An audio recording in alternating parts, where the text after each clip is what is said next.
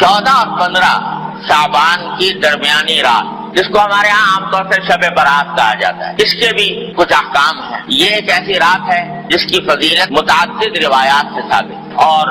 اس رات میں عبادت کو موجب اجر و ثواب قرار دیا گیا ہے عام راتوں سے زیادہ۔ آج کل بعض حضرات یہ فرماتے ہیں کہ شب برات کی کوئی حقیقت نہیں ہے، یا اس کے بارے میں کوئی صحیح حدیث سے ثابت نہیں ہے۔ یہ بات درست نہیں۔ حقیقت میں شب برات کی فضیلت 17 صحابہ کرام رضی اللہ تعالیٰ عنہما سے روایت ہے، 17 صحابہ کرام سے، انہوں نے نبی کریم سرورت عالم صلی اللہ علیہ وسلم کی طرف سے یہ بیان فرمایا کہ اس رات میں عبادت کرنا فضیلت رکھتا ہے۔ ان میں سے بات روایتیں صنعت کے اعتبار سے کچھ کمزور بھی ہیں، لیکن مجموعہ ان تمام روایتوں کا 17 روایتوں کا یہ بے اصل اور بے بنیاد نہیں۔ اس لیے علماء محققین کا کہنا یہی ہے کہ شب برات یعنی 14 اور 15 کی درمیانی شب یہ خصوصی فضیلت رکھتی ہے، اور اس میں عبادت کا اہتمام کرنا، نمازوں وغیرہ کا، نفلی نمازوں کا، یہ مسلمانوں کو اس کا اہتمام کرنا چاہیے۔ اور اس میں بعض روایتوں سے معلوم ہوتا ہے کہ اللہ تبارک و تعالیٰ کا منادی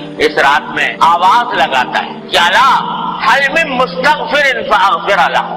سنو کیا کوئی ہے جو اپنے گناہوں کی مغفرت مانگنے والا ہو اور میں اس کی مغفرت کروں۔ حل من مبتلا فاعافیہ، ہے کوئی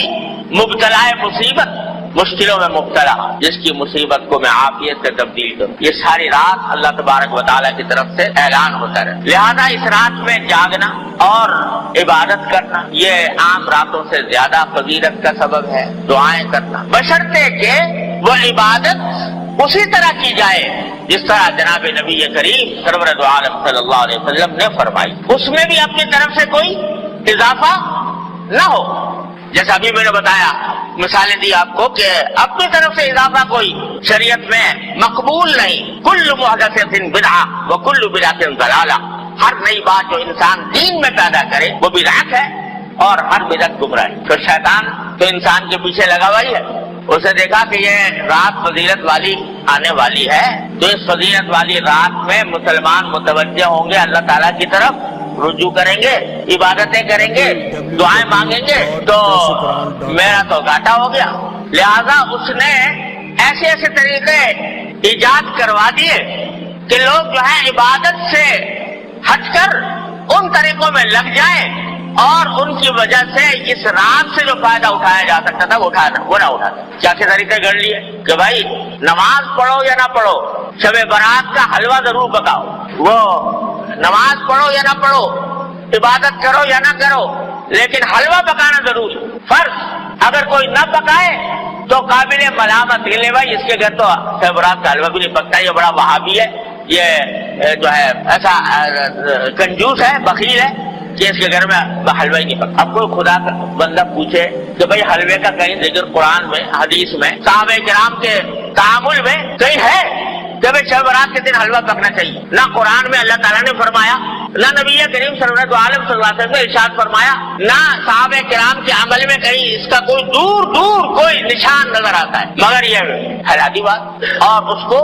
فرض اور واجب سے زیادہ ضروری قرار دے۔ کوئی پوچھے بھائی حلوہ نہ پکاؤ، یہ بدعت ہے، ارے بھائی حلوہ پکانے میں کیا ہے، حلوہ کوئی حرام چیز ہے؟ تو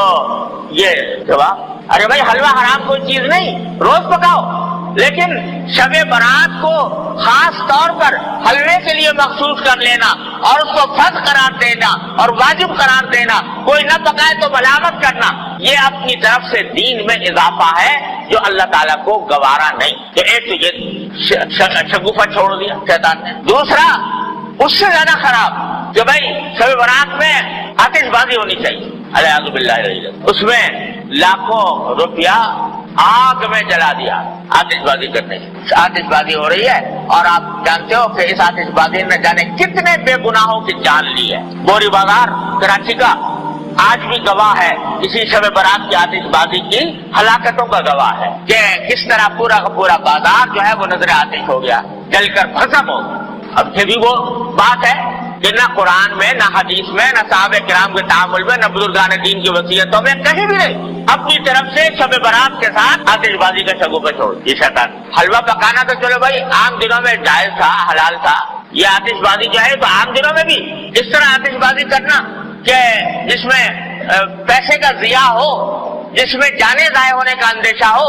یہ تو عام دنوں بھی حرام ہے۔ تو اس مبارک رات میں جس میں اللہ تعالیٰ گناہوں کی مغفرت مانگنے کو فرما رہے ہیں، جس میں دعائیں مانگنے کو فرما رہے ہیں، اس میں یہ کام کرنا تو اتنی بڑی بری بات ہے کہ یہ چھوڑ دیں۔ تیسرا یہ کہ بھائی یہ راتیں جو ہوتی ہیں جس میں جاگنے کا حکم دیا گیا ہے عبادتوں کا، اس کا اصل طریقہ یہ ہے کہ آدمی براہ راست اپنے پروردگار کے ساتھ رابطہ اور رشتہ قائم کرے، تنہائی میں، خلوت میں اللہ تبارک و تعالیٰ کی بارگاہ میں حاضر ہو، وہ ہو اور اس کا اللہ ہو، اور وہ اس میں عبادت بھی کرے، سجدے بھی کرے، دعائیں بھی مانگے، تلاوت بھی کرے۔ جتنا آدمی خلوت میں، تنہائی میں اللہ تبارک و تعالیٰ کی عبادت کرے گا، اتنا ہی اللہ کے ساتھ مضبوط تعلق پیدا ہوگا، اتنا ہی اجر و ثواب ملے گا، اتنی دعائیں انشاءاللہ قبول ہوں گی۔ لیکن بعض اوقات یہ بھی ایک قصہ کھڑا ہو گیا کہ اس میں جلسوں کا سلسلہ شروع ہو گیا، جلسے ہو رہے، راتیں جو ہیں وہ جلسے کی انتظامات ہی میں صرف ہو رہی ہیں، کھانے پک رہے ہیں، دیگیں چڑھ رہی ہیں، دعوتیں ہو رہی ہیں، تو نتیجہ یہ کہ وہ اوقات جن کا لمحہ لمحہ قیمتی تھا وہ جلسوں کے انتظامات میں صرف ہو رہا ہے، دیگیں چڑھ رہی ہیں، کھانا پک رہا ہے اور لوگ دعوتیں کر رہے ہیں۔ ارے بھائی، یہ اللہ نے رات عطا فرمائی ہے، یہ اس کا جتنا بھی حصہ موقع مل جائے، اچھا تو ہے کہ پوری رات پوری نہ ہو سکے، جتنا موقع مل جائے گوشہ تنہائی میں اپنے اللہ سے رابطہ قائم کرو، جیسا کہ نبی کریم سرور عالم نے فرمایا۔ تو اس میں نمازیں، نفلی نمازیں پڑھیں، لمبی لمبی صورتیں اگر یاد ہیں وہ پڑھیں، دعائیں کریں، مناجات مقبول دعائیں، سب نبی کریم صلی اللہ علیہ وسلم کی دعائیں ہیں وہ کریں، اپنے ذات کی دعائیں کریں۔ آج پوری امت مسلمہ ایک عظیم آزمائش میں مبتلا ہے، اور ہمارا ملک خاص طور پر گھرا ہوا ہے، تمام چاروں طرف سے خطرات اور فتنوں میں گھرا ہوا ہے۔ اس کے لیے دعا کریں اور اللہ تبارک و تعالیٰ سے مانگیں۔ اس کام میں اس رات کو صرف کرنا چاہیے۔ اللہ تعالیٰ اپنا فضل و کرم سے ہم سب کو اس کی توفیق عطا فرمائے۔ اور بھائی اس کے بعد اگلے دن جو ہے یعنی 15 شعبان، اس کے روزے کے بارے میں کوئی حدیث صحیح نہیں۔ یہ جو مشہور ہے کہ اس رات کا، اس دن کا روزہ رکھنا جو ہے وہ خاص طور پر اس دن کا روزہ، اس کے لیے جو حدیث آئی ہے وہ بہت کمزور، ضعیف ہے، قابل اعتبار نہیں۔ البتہ ابھی بات کر چکا ہوں کہ شعبان کے سارے ہی مہینے میں آپ روزے رکھا کرتے تھے، سارے مہینے کے اکثر ایام میں روزے رکھا کرتے تھے، لہذا وہ فضیلت جس طرح آج کے دن کو حاصل ہے اسی طرح کل کے دن کو بھی حاصل ہے، پرسوں کو بھی حاصل ہے، تب کو بھی حاصل ہے، اور دنوں میں نہیں رکھ سکے اس دن رکھ لو۔ لیکن خاص طور سے 15 شعبان کے روزے کی نیت کو زیادہ فضیلت سمجھ کر روزہ رکھنا مناسب نہیں، لیکن سارے شعبان میں جب بھی موقع مل جائے رکھ دیا جائے۔ اس طرح اس شب برات کو، اس رات کو گزارنا چاہیے، اللہ تبارک و تعالیٰ سے دعائیں کرنی چاہیے۔ البتہ ایک بات اور سمجھ لیجئے، ایک روایت میں آتا ہے کہ اللہ تعالیٰ اس رات کے بارے میں بھی آتا ہے، شب قدر کے بارے میں بھی آتا ہے کہ اللہ تعالیٰ اس رات میں اتنے لوگوں کی مغفرت فرماتے ہیں جس میں قبیلے کلب کی بکریوں کے بال، آپ نے یہ فرمایا، قبیلہ کلب بہت بڑا قبیلہ تھا، ان میں بکریاں بہت ہوتی، ہر بکری کے جسم پہ بال بہت ہوتے، تو سارے قبیلے کی بکریوں کے بال جتنے ہیں اتنے انسانوں کے لگا مغفرت ہوتا، مگر فرمایا 2 آدمیوں کی مغفرت ہے، اللہ بچائے۔ ایک وہ جو کسی مسلمان سے کینہ رکھتا ہو، کسی مسلمان، کینے کے معنی یہ کہ اس کی بدخواہی پر آمادہ ہو، بلا وجہ اس کو برا سمجھ کر اس کو تکلیف پہنچانے اور اس کو ذلیل کرنے کی فکر میں رہتا ہو، اللہ بچائے۔ ایک تو اس کے گناہ معاف نہیں ہوتے اس رات، اور ایک فرمایا وہ جو اپنے پاجامہ، شلوار، پتلون جو بھی پہنے ہوئے ہے اس کو ٹخنوں سے نیچے لٹکائے، اللہ بچائے، تو اس کے بارے میں بھی حدیث میں آتا ہے۔ لہذا اس کا اہتمام کرنا چاہیے، ہمیشہ ہی کرنا چاہیے کہ اللہ تعالیٰ کسی مسلمان کے خلاف دل میں کینہ رکھنے سے محفوظ رکھے۔ یہ چیز جو ہے اتنا بڑا گناہ ہے کہ اس رات میں بھی معاف۔ اسی طرح یہ بھائی آج کل بہت ابتلا ہے اس میں ٹخنوں سے نیچے لٹکانے کا، اللہ تعالیٰ ہر مسلمان کی حفاظت فرمائے۔ یہ حدیث میں فرمایا کہ یہ اصل میں تکبر کی علامت ہے، اور تکبر ایسی چیز ہے جو اللہ تبارک و تعالیٰ تکبر کو کسی قیمت پر برداشت نہیں کرتا۔ فرمایا الکبریاء ردائی فمن نازعتہ قسمت، او کما قال صلی اللہ علیہ وسلم، کہ بڑائی تو میری صفت ہے، میری چادر ہے، جو کوئی مجھ سے اس میں جگڑنا چاہے گا اس کی گردن توڑ دو۔ تو تکبر بہت خراب، اور یہ تکبر کے علاوہ اس واسطے اس سے حضور نے منع بھی فرمایا، اور اس جگہ پر خاص طور سے اس کا ذکر فرمایا۔ اس کا بھی بھائی ہر مسلمان، کیا اس میں فائدہ ہے کہ آدمی لٹکا لے، ٹخنوں سے لیے چلا جائے گا تو کیا فائدہ حاصل ہو جائے گا، کون سی دولت مل جائے گی، کون سی لذت حاصل ہو جائے گی، لیکن نبی کریم صلی اللہ علیہ وسلم کے حکم کی مخالفت ہوگی، اتنی بڑی وعید کا سامنا کرنا ہوگا۔ ہاں بھائی یہ بات بھی رہ گئی کہ شب برات میں قبرستان جانے کا مسئلہ، مسئلہ. ایک مرتبہ ایک روایت میں آتا ہے کہ ساری حیات طیبہ میں رسول کریم صلی اللہ علیہ وسلم ایک روایت میں ہے، وہ سندن سے زیادہ مضبوط بھی نہیں ہے، لیکن بہرحال اس میں آتا ہے کہ آپ جنت البقیع تشریف لے گئے اور وہاں پر دعائیں فرمائیں، قبلہ روح ہو کر دعائیں فرمائیں. لیکن یہ ساری زندگی میں ایک ہی مرتبہ یہ واقعہ ہے، آگے پیچھے ہر سال جانے کا کوئی معمول نہیں تھا. لہٰذا اگر کوئی شخص جائے اس نیت سے کہ ایک مرتبہ حضور تشریف لے گئے میں بھی چلا جاتا ہوں تو کوئی حرج نہیں، لیکن اس کو ایک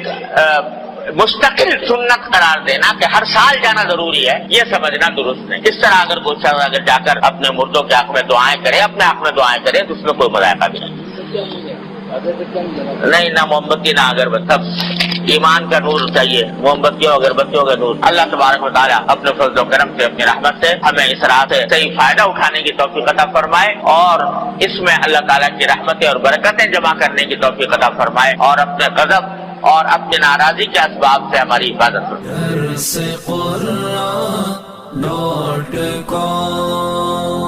www.darsequran.com